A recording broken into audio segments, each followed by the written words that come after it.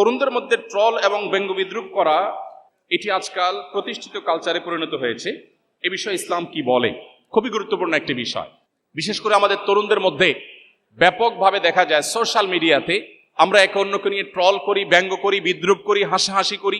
ইসলাম আমাদেরকে শুষ্ক কোনো জীবন ব্যবস্থা দেয়নি, বরং ইসলাম আমাদেরকে যে জীবন ব্যবস্থা দিয়েছে এখানে বিনোদনের সুযোগ আছে।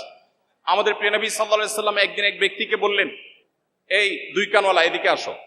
এক ভদ্রলোককে ডাকলেন, একজন সাহাবীকে ডাকলেন, ইয়া সাহাবাল উজনাইন আও ইয়া জাল উজনাইন, অর্থাৎ হে এই ব্যক্তি যার দুইটা কান আছে তুমি এদিকে আসো।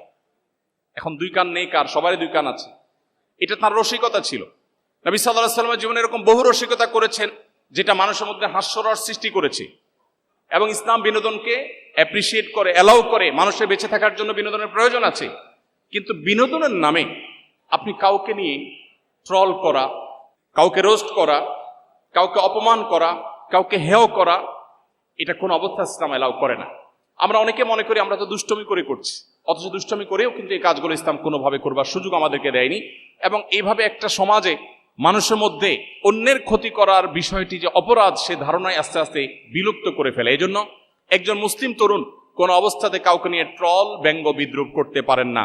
আপনি কারো সমালোচনা করার প্রয়োজন হলে কোরআন সমালোচনার মূলনীতি বলে দিয়েছে, আপনি সমালোচনা করতে পারেন, গঠনমূলক আলোচনা করতে পারেন, কিন্তু কাউকে নিয়ে আপনি হাসির পাত্রে পরিণত করবেন, কাউকে অপমান অপদস্থ করবেন, এটা কি ইসলাম কোনো অবস্থাতে জায়েজ করেনি। অতএব একজন মুসলিম হিসাবে এটা আমাদেরকে খেয়াল রাখতে হবে।